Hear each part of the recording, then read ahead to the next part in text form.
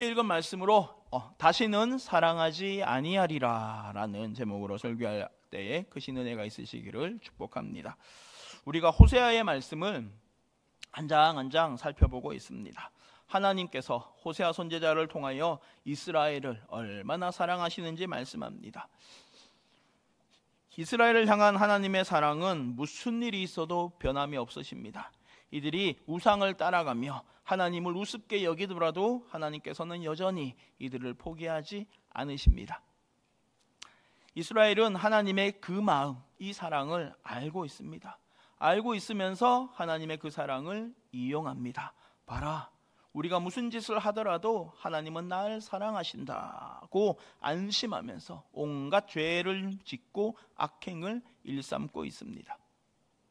하나님께서 나를 사랑하신다는 걸 알면서 그 사랑을 이용하는 이들이 얼마나 얄미운지요. 부모님의 지갑에 자주 손을 대다가 마침내는 집문서, 땅문서까지 가져다가 허랑방탕하게 탕진하던 못난 자식이 우리 아버지는, 우리 어머니는 이것까지도 이해하실 거야. 왜냐하면 날 사랑하시니까 라고 말하는 것과도 같습니다. 말 자체만 보면 틀린 말은 아닐 것입니다. 부모는 무슨 일이 있어도 자식을 사랑하는 것은 맞습니다. 하지만 그 사랑을 이런 식으로 이용하면 안 됩니다. 부모님이 날 사랑하고 있으니 부모님 것은 다 내 것이고 부모님이 뒷수습 다 해줄 것이니 나는 내 마음대로 살아도 괜찮다고 생각한다면 정말 어린아이와 같은 생각 아니겠습니까? 이런 자녀를 바라보는 부모의 마음은 어떠하겠습니까? 자, 이스라엘은 이러한 생각에 사로잡혀 살아가고 있습니다. 무슨 일이 있어도 하나님은 날 사랑하신대, 나를 버리지 않으신대, 포기하지 않으신대 하면서 참 감사합니다. 이러면서 이제 안심하고 자기 마음대로 살아갑니다. 내 인생 내 마음대로 살면 뒷수습 하나님 해주실 거라고 굳게 믿으며 하나님께서 나에게 주신 능력과 은사들을 허랑방탕하게 낭비하며 살아갑니다. 얼마나 어린아이 같은지 모릅니다. 자, 이런 이스라엘을 바라보는 하나님의 마음은 어떠하겠습니까? 자, 그런데 과연 이스라엘만 이러할까요? 이런 모습이 혹시 우리의 모습은 아닙니까? 성경을 읽고 설교 말씀을 들으며 하나님이 나를 너무너무 사랑하신다는 것을 알았습니다. 하나님은 얼마나 신실하신지, 나를 사랑하시기로 작정하셨으므로 절대로 나를 버리지 않으신다는 것을, 무슨 일이 있어도 포기하지 않으신다는 것을 알았습니다. 아이고, 정말 다행이고 감사합니다. 이제 미래가 해결되었습니다. 우리에게는 천국이 약속되었습니다. 예수님이 나 대신 죽어서 영생을 선물로 주셨습니다. 어려운 영생의 이 문제를 해결했으니 현재의 삶은 내 마음대로 살아보겠습니다. 수습하기 힘들어지면 하나님께 도움을 요청할게요. 이래도 버리지 않으신다니 얼마나 감사한지. 하나님 이따가 만나요 한다면 우리를 바라보는 하나님의 마음은 어떠하시겠습니까? 호세아 선지자를 통하여 이스라엘에게 말씀하시는 하나님의 마음이 바로 이러합니다. 크고 놀라운 하나님의 사랑을 이렇게 저렇게 이용하고만 있는 것이 우리의 모습입니다. 하나님께서는 이런 우리를 보며 안타까워 하십니다. 하나님께서는 우리가 하나님의 사랑을 머리로만 아는 것 아니라 온몸으로, 삶으로, 전 존재로 알기를 원하십니다. 그 사랑을 이용하기만 한다면 하나님의 사랑을 제대로 아는 것이 아닙니다. 오늘도 호세아의 말씀을 통하여 하나님의 마음을 더 알아가기를 원하며 말씀 함께 보도록 하겠습니다. 자, 우리 먼저 1절부터 9절까지의 말씀, 1절부터 9절까지의 말씀 한 번 더 함께 읽어보도록 하겠습니다. 시작. 이스라엘아, 너는 이방 사람처럼 내가 음행하여 내 하나님을 떠나고 각 타작마당에서 음행의 값을 좋아하였느니라. 타작마당이나 술틀이 그들을 기르지 못할 것이며 새 포도주도 떨어질 것이요 그들은 여호와의 땅에 거주하지 못하며 에브라임은 애굽으로 다시 가고 앗수르에서 더러운 것을 먹을 것이니라. 그들은 여호와께 포도주를 부어드리지 못하며 여호와께서 기뻐하시는 바도 되지 못할 것이라. 그들의 재물은 애곡하는 자의 떡과 같아서 그것을 먹는 자는 더러워지나니 그들의 떡은 자기의 먹기에만 소용될 뿐이라 여호와의 집에 드릴 것이 아님이니라. 너희는 명절날과 여호와의 절기의 날에 무엇을 하겠느냐? 보라, 그들이 멸망을 피하여 갈지라도 애굽은 그들을 모으고 노브는 그들을 장사하리니 그들의 은은 귀한 것이나 찔레가 덮을 것이요 그들의 장막 안에는 가시덩굴이 퍼지리라.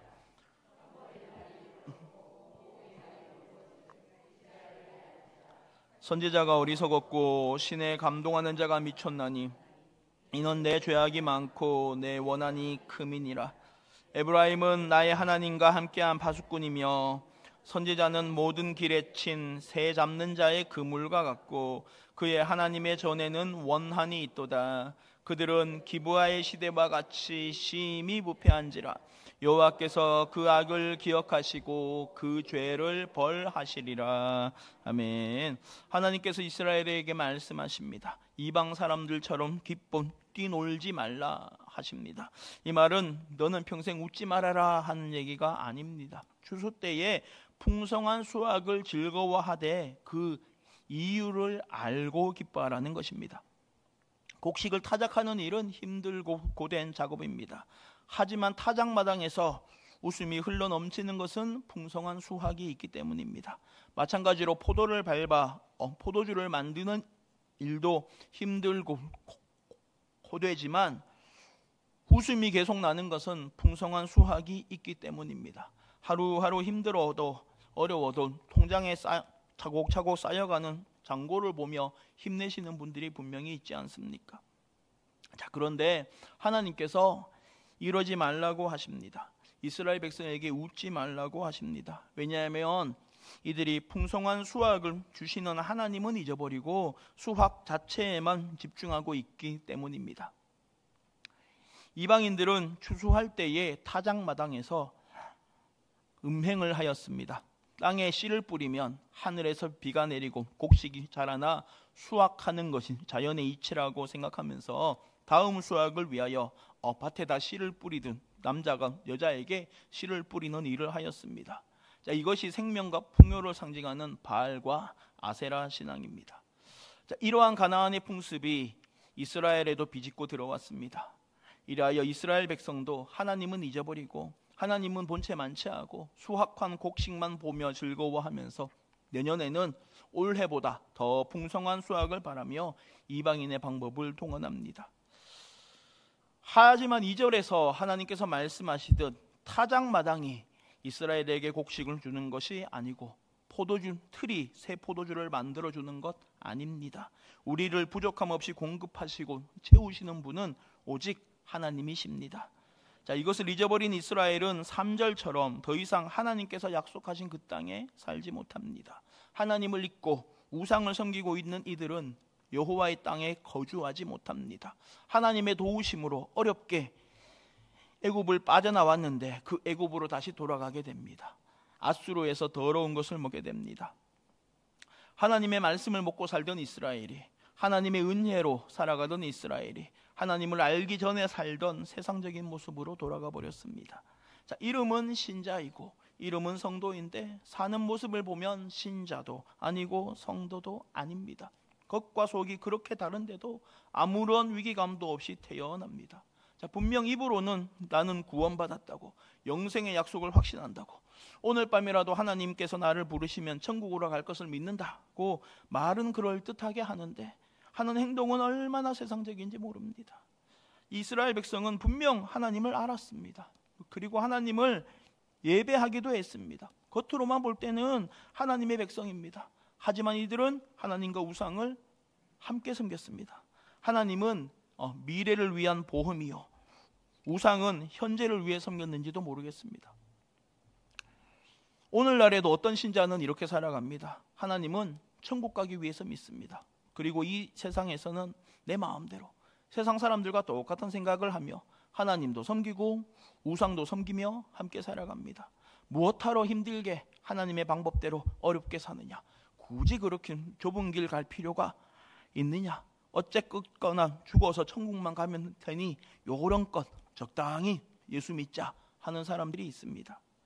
자, 과연 예수 믿는 것은 하늘나라 보험에 불과할 뿐입니까?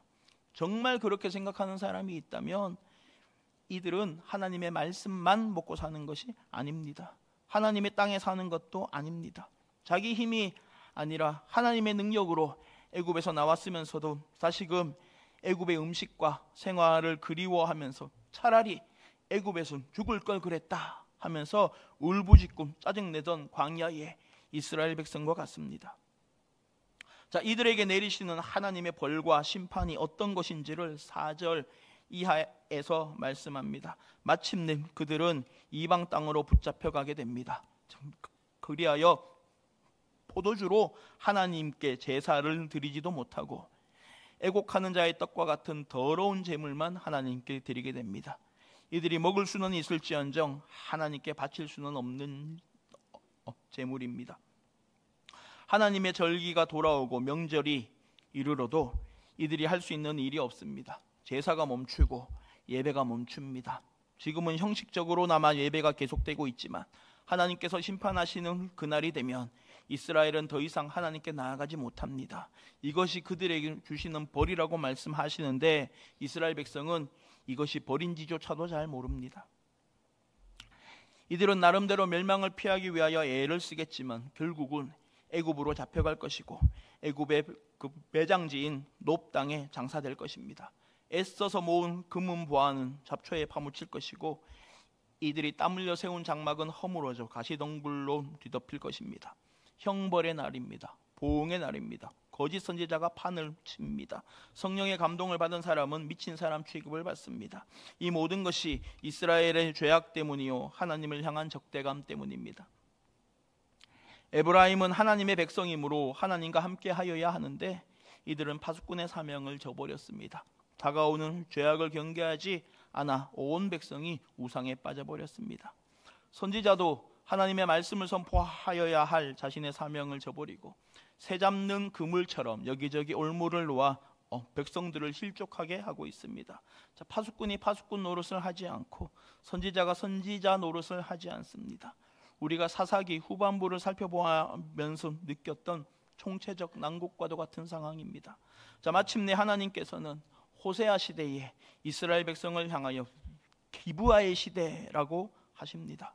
자, 이것은 아주 악한 시대를 말합니다. 자, 기브아는 사사기 19장과 20장에 나오는 성읍입니다. 어느 날 한 레위인이 첩을 데리고 그 성읍에 이르렀습니다. 그 첩은 레위인을 떠나 도망쳤는데 친정집까지 찾아가서 간신히 어르고 달래서 데리고 오는 참입니다. 장인어른으로부터 우리 딸 잘 부탁한다면서 융숭한 대접을 받기도 했습니다. 자, 이렇게 성읍에 이르렀는데 아무도 맞아주는 사람이 없습니다. 까딱하면 길에서 밤을 새게 생겼을 때 한 노인이 찾아와서 이들을 영접합니다. 나그네에게 친절을 베푸는 좋은 사람입니다. 자, 이들이 씻고 나서 편안하게 먹고 마시고 있는데 갑자기 불량배들이 온 집을 둘러싸고 소리 지릅니다. 이 집에 들어온 남자를 내놔라. 우리가 관계하리라 합니다. 성관계를 하겠다는 겁니다. 기가 막힌 일은 이 레위인이 다른 곳에서 하룻밤 머무를 수 있음에도 불구하고 굳이 이까지 왔다는 겁니다. 왜냐하면 이방인의 성읍이 아니라 같은 이스라엘 사람 하나님의 백성이 사는 곳이 더 안전하다고 생각했기 때문입니다. 자, 그런데 일부러 찾아온 곳에서 이런 일이 생겼습니다. 창세기 19장을 보면 아브라함 시대 소돔에서 이런 일이 있었습니다. 롯을 찾아온 두 천사를 보고 소돔 백성들이 노소를 막론하고 원근에서 모여서 말합니다. 이들을 이끌어내라. 우리가 그들을 상관하리라고 합니다. 똑같은 말입니다. 이 소돔은 이방인들이 살던 곳입니다. 악하고 음란한 땅입니다. 그런데 소돔이나 기브아나 하는 짓이 똑같습니다. 하나님을 알지도 못하는 사람이나 하나님의 백성이라고 자부하는 사람이나 삶의 양태가 똑같다는 것입니다. 슬프고 안타까운 일입니다. 자, 이후에 어떻게 되었습니까? 불량배들의 요청을 이기지 못하여 이 손님들 데려온 그 노인이 말합니다. 나에겐 처녀 딸이 있고 여긴 레위인의 첩도 있으니 이 두 여자들을 데리고 나가서 마음대로 해라. 하지만 이 남자는 건드리지 마라 합니다. 마치 롯이 천사들을 보호하기 위하여 자기 두 딸 데려가라 한 것과 비슷합니다. 자, 이렇게 말해도 복도들의 흥분이 가라앉지 않습니다. 안 되겠다 싶었는지 레위인이 자기 첩을 그들에게 넘겨줍니다. 그들 손에 들어가면 어떤 일이 생길지 뻔히 알면서 자기 목숨 보존하기 위하여 나 대신 네가 죽어라 한 것입니다. 자, 이리하여 첩은 밤새도록 능욕을 당하다가 새벽 미명에 풀려납니다. 동틀 무렵이 되어 겨우 집에 도착했는데 힘이 다해서 그 현관 문지방에 손을 얹은 채로 숨을 거두고 맙니다. 아침 일찍 일어나서 떠날 채비를 하던 레위인이 대문을 열고 보니까 이 엎어져 있는 첩을 발견합니다. 흙투성이 피투성이가 되었을 이 여인을 보고 얼른 일어나라, 빨리 가자 합니다. 얼마나 매몰찬지 모릅니다. 어제까지 우리 딸 잘 부탁한다 하면서 장인어른한테 융숭한 대접을 잘 받은 남자가 하는 짓이 이렇습니다. 자, 그렇게 말해도 이 첩이 움직이지도 않고 대답도 없습니다. 이렇게 보니까 죽었습니다. 화가 머리 끝까지 나서 시체를 12토막으로 잘라가지고 온 이스라엘 땅으로 보냅니다. 자, 이리하여 기브아 성읍이 속한 베냐민 지파와 다른 이스라엘 사이에 큰 전쟁이 벌어져서 지파 하나가 없어질 뻔한 일이 생겼다고 성경은 우리에게 말씀하고 있습니다. 생각하면 할수록 어느 것 하나 정상적인 일이 아닙니다. 레위인인 첩이 있는 것부터가 정상이 아닙니다. 자기 대신 첩을 죽으라고 내주는 것도 나쁜 일입니다. 아무리 화가 나도 그렇지 시체를 12토막 쳐가지고 온 이스라엘 땅에 보내는 것도 정상적인 사고방식을 가진 사람이 할 일이 아닙니다. 기브아 사람들도 마찬가지입니다. 손님 대접은 하지 않으면서 남자를 내놓으라고 무력 시위하는 것은 상상하기 힘들 정도로 악한 일입니다. 이 첩을 데려다가 밤새도록 능욕한 것은 더 말할 것도 없습니다. 자, 이 일 때문에 이스라엘 전체가 들끓어 올랐어도 사과도 반성도 없이 힘으로 맞서 싸우겠다 했던 베냐민 지파도 마찬가지입니다. 진짜 총체적 난국입니다. 의인은 없나니 하나도 없습니다. 사람이 마음으로 생각하는 모든 것이 악할 뿐입니다. 이리하여 사사기는 이 모든 일을 한마디로 이렇게 정리하고 있습니다. 사사기의 마지막 절 사사기 21장 25절의 말씀입니다. 우리 함께 읽습니다. 시작. 그때에 이스라엘의 각기 자기의 소견에 옳은 대로 행하였더라. 아멘. 자, 그런데 하나님께서 호세아 시대 이스라엘 백성을 향하여 지금이 바로 기브아의 시대와 같다, 이때와도 같다고 하십니다. 거룩하고 공의로우신 하나님께서 보시기에 이스라엘의 왕이 없어 자기 소견에 옳은 대로 행하던 이때나 엄연히 왕이 세워져 있는 이때나 마찬가지라는 것입니다. 자, 이러니 성경이 말씀하시는 이스라엘의 왕이 없으므로 라는 말은 눈에 보이는 왕, 사람으로서 세워진 왕을 말하는 것이 아님을 알 수 있습니다. 이스라엘의 왕은 하나님이십니다. 사람이 각기 자기 소견이 아니라 하나님 소견에 옳은 대로 행하여야 합니다. 하나님의 뜻이 하늘에서와 같이 땅에서도 이루어져야 합니다. 하나님의 뜻이 이루어지는 곳이 하나님 나라입니다. 우리는 모두 하나님 나라의 일꾼입니다. 이 말은 하나님의 뜻을 이 땅에 이루시기 위하여 하나님께서 우리를 사용하신다는 것입니다. 우리는 날마다 주기도문을 삶으로 실천하며 살아가야 하는 사람들입니다. 하나님의 뜻이 하늘에서처럼 이 땅에서 이루기 위해서는 일용할 양식을 구해야 합니다. 우리에게 죄 지은 자를 용서해야 합니다. 이를 용서하는 만큼 나의 죄도 하나님께서 용서해 주시기를 간구해야 합니다. 이 세상의 부귀영화보다 다만 시험에 빠지지 않기를 원해야 합니다. 그리고 나라와 권세와 영광이 아버지께 영원히 올려드려야 합니다. 이것이 신자의 삶입니다. 우리는 하늘나라 호텔을 예약해 놓고 잠깐 나온 이 땅에서 자기 소견에 옳은 대로 살다가 하나님이 부르시면 잘 놀다 갑니다고 하는 존재가 아닙니다. 신앙은 미래만 아니라 현재도 포함합니다. 하나님 나라의 일꾼으로 부르셨으니 하나님 나라 일꾼으로 살아야 합니다. 우리를 향한 하나님의 크고 놀라우신 사랑을 깨달아 참으로 변화되는 우리 모두가 되실 수 있기를 예수님의 이름으로 축원합니다. 그 다음 10절부터 17절의 말씀입니다. 우리 10절부터 17절의 말씀 함께 읽겠습니다. 시작. 옛적에 내가 이스라엘을 만나기를 만난같이 하였으며 너희 조상들을 보기를 무화과 나무에서 처음 맺힌 첫 열매를 봄같이 하였거늘 그들이 바알보올에 가서 부끄러운 우상에게 몸을 들이므로 우상같이 가증하여졌도다. 에브라임의 영광이 새같이 날아가리니 해산하는 것이나 아이 베는 것이나 임신하는 것이 없으리라. 혹 그들이 자식을 기를지라도 내가 그 자식을 없이 하여 한 사람도 남기지 아니할 것이라. 내가 그들을 떠나는 때에는 그들에게 화가 미치리로다. 내가 보건대 에브라임은 아름다운 곳에 심긴 두로와 같으나 그 자식들을 살인하는 자에게로 끌어내리로다. 여호와여 그들에게 주소서. 무엇을 주시려 하나이까? 아이 베지 못하는 태와 덧 없는 유방을 주시옵소서. 그들의 모든 악이 길갈에 있으므로 내가 거기에서 그들을 미워하였노라. 내 집에서 그들을 쫓아내고 다시는 사랑하지 아니하리라. 그들의 지도자들은 다 반역한 자니라. 에브라임은 매를 맞아 그 뿌리가 말라 열매를 맺지 못하나니 비록 아이를 낳을지라도 내가 그 사랑하는 태의 열매를 죽이리라. 그들이 듣지 아니하므로 내 하나님이 그들을 버리시리니 그들이 여러 나라 가운데 떠도는 자가 되리라. 아멘. 자, 10절은 이스라엘을 향한 하나님의 마음을 말씀합니다. 하나님께서 이스라엘을 얼마나 사랑하시는지 우리가 이해하기 쉽도록 비유로 말씀하십니다. 하나님께서 옛적에 이스라엘을 처음 만났을 때에는 광야에서 포도를 만나는 것 같았다 하십니다.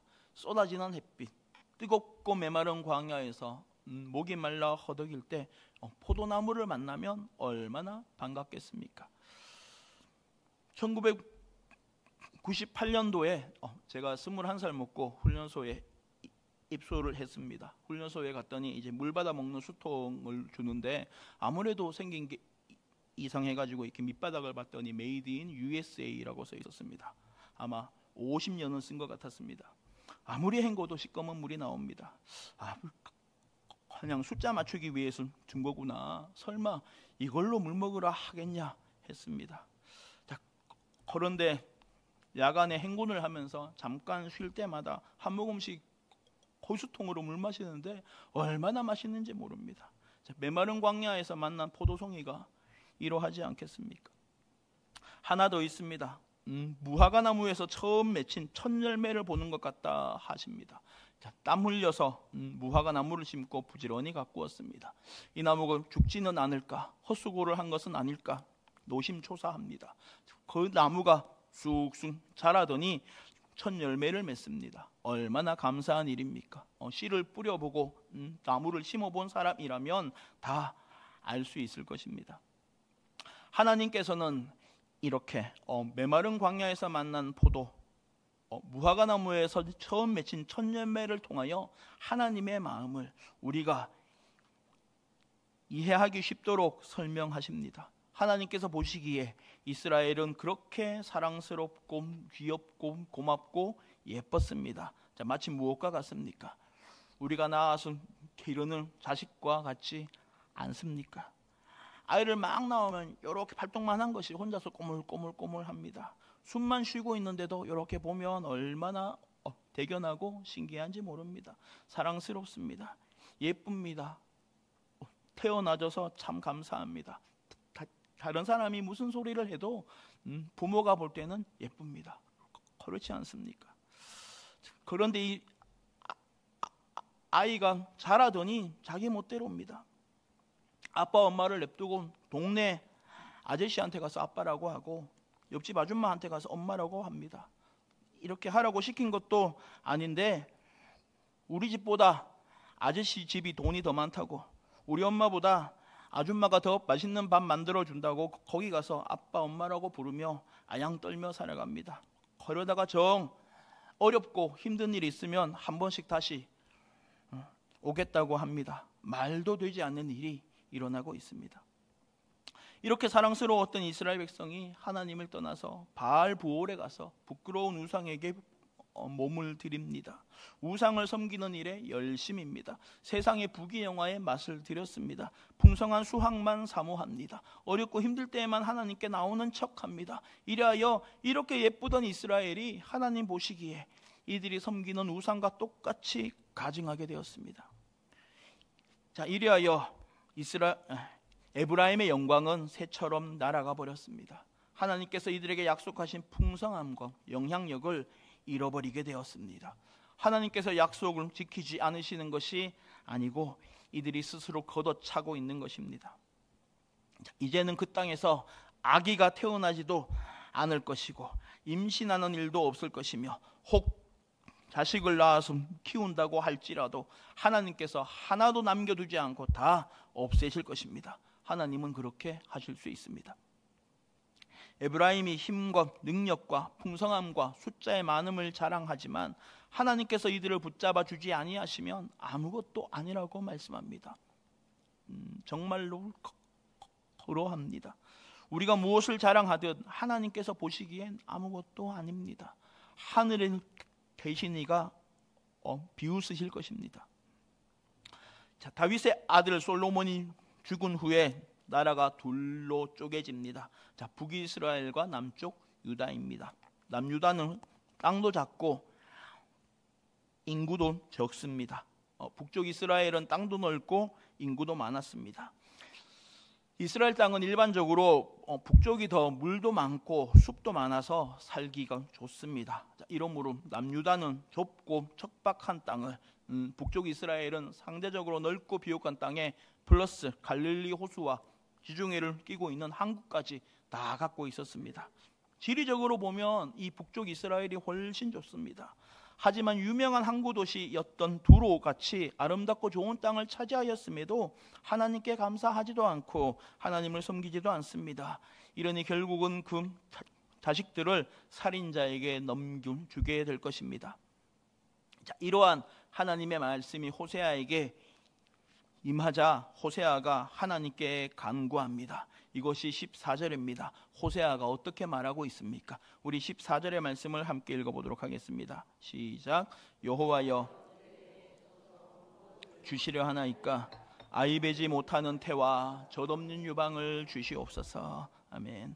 호세아가 이렇게 말합니다. 아멘, 아멘. 하나님, 하나님의 뜻대로 되기를 원하나이다. 이 백성에게 아이배지 못하는 태를 주시옵소서. 젖먹이가 없게 하옵소서. 하나님 없이 미래를 꿈꾸지 않게 하옵소서라고 합니다. 호세아는 선지자입니다. 자, 이런 선지자의 입에선 축복이 아니라 저주가 나오고 있습니다. 참 그렇습니다. 선지자는 축복만 하는 사람이 아닙니다. 선지자의 역할은 죄를 지적하는 것입니다. 죄라고 말하는 것이 선지자의 할 일입니다. 많은 사람이 성경을 뒤적거리며 축복의 메시지를 찾느라고 애를 씁니다. 하나님은 이런 나에게도 소망이 되실 거야 합니다. 이럼에도 불구하고 나를 사랑하실 거야 합니다. 아버지의 그 유산을 허랑방탕하게 낭비한 탕자도 기쁘게 맞으실 거야 합니다. 맞습니다. 틀린 말이 아닙니다. 자, 그런데 성경에는 축복의 메시지만 있지 않고 저주의 메시지도 있다는 것을 잊지 말아야 합니다. 하나님께서는 애굽을 떠나 가나안 땅으로 향해 가는 이스라엘 백성에게 축복과 저주를 함께 선포하십니다. 축복의 그리심산과 저주의 에발산은 둘 다 현실입니다. 왜냐하면 저주가 없는 축복은 사기와도 같기 때문입니다. 온통 좋은 일만 가득할 것이다는 것은 사단의 속삭임입니다. 신자의 삶은 좁은 길을 걷는 것이요 선한 싸움을 싸우는 것입니다. 표대를 향하여 달려가는 것이고 나를 쳐서 복종시키고 예수만 자랑하는 것입니다. 그런데 어떻게 앞으로 좋은 일만 가득할 것이라고 말할 수 있겠습니까? 자, 이러므로 강단에서 좋은 말만 들으려는 생각을 버려야만 합니다. 강단은 내가 듣기엔 좋은 말, 내 소견에 옳은 말이 아니라 하나님의 말씀이 선포되는 것입니다.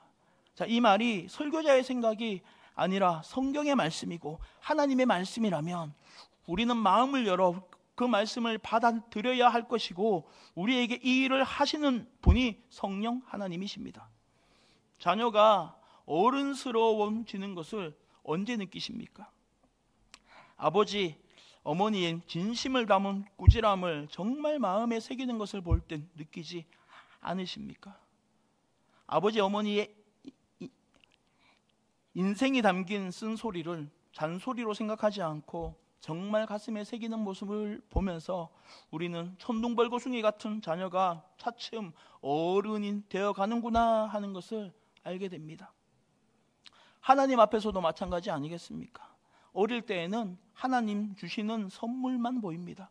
어떻게든지 더 받아 누리려고 합니다. 하지만 믿음이 자라고 신앙이 성숙하면서 하나님의 뜻을 헤아리게 됩니다. 이 땅 가운데 하나님의 뜻을 이루며 살기를 소망하게 됩니다. 차츰 어른이 되어가는 것입니다.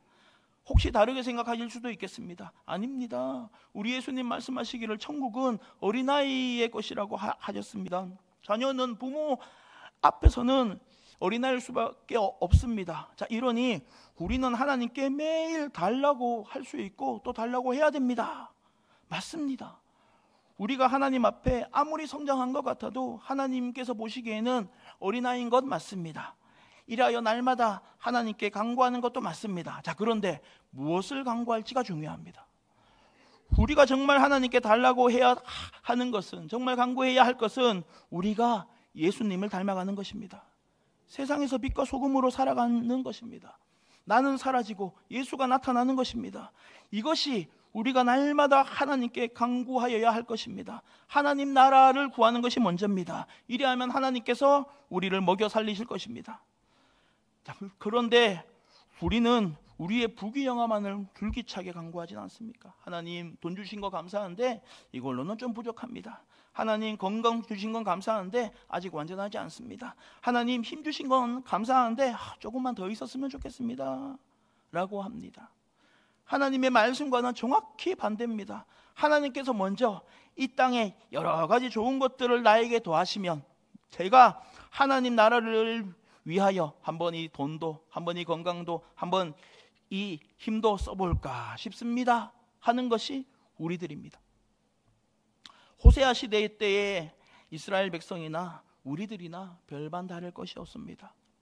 자기의 이익밖에 모릅니다.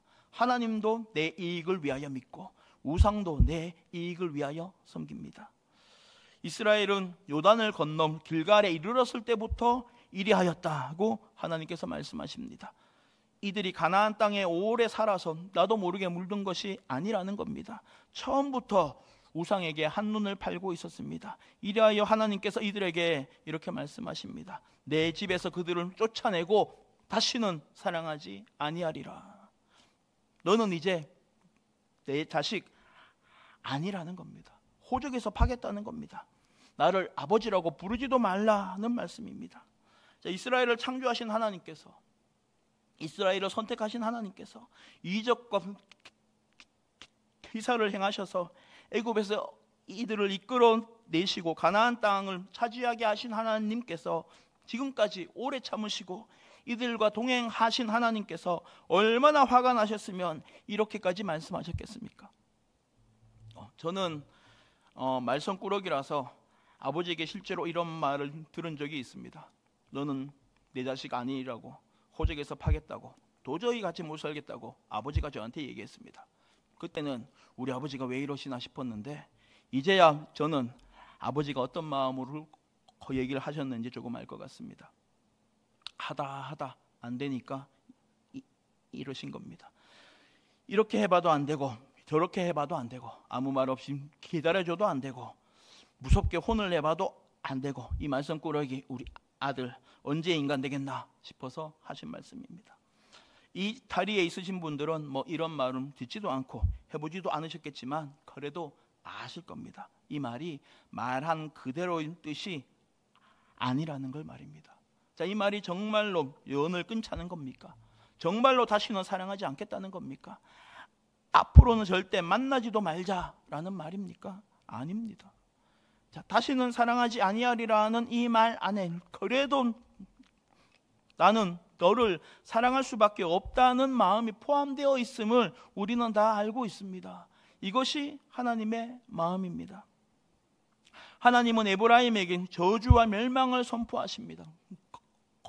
뿌리가 마르고 열매를 맺지 못하게 하실 거라 하십니다. 그때 열매인 자식들을 다 죽이겠다고 하십니다. 이들을 버려 온 세상 가운데 이리저리 떠도는 신세로 만들겠다 하십니다. 얼마나 무서운 말씀인지 모릅니다. 자, 하지만 이것이 정말 문자 그대로인 뜻이겠습니까? 하나님께서 정말 원하시는 것이 이스라엘이 고통을 받고 아파하는 것입니까? 아니라면 하나님의 본심은 무엇이겠습니까?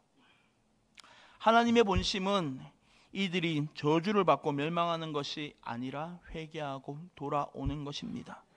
의지하며 섬기던 우상을 버리고 하나님만 붙드는 것입니다. 형식적인 신앙생활에서 벗어나 삶으로 하나님께 영광을 돌리는 것입니다. 참으로 하나님을 예배하는 것입니다. 나는 죽고 예수만 나타내는 것입니다. 나를 사랑하사 나를 위하여 자기 자신을 버리신 하나님의 아들을 믿는 믿음 안에서 날마다 살아가는 것입니다. 호세아서를 통하여 우리는 하나님께서 우리에게 원하시는 하나님의 그 본심을 알게 됩니다. 날마다 신자로 살아가기를 원하십니다. 예수님 닮아가려고 애쓰는 것 원하십니다. 이것이 경건의 능력입니다. 경건의 그 형태, 경건의 그 겉모습만 있는 것이 아니라 경건의 능력을 발휘하며 살아가기를 하나님께서는 원하십니다. 이러한 우리 모두가 될 수 있기를 예수님의 이름으로 축원합니다.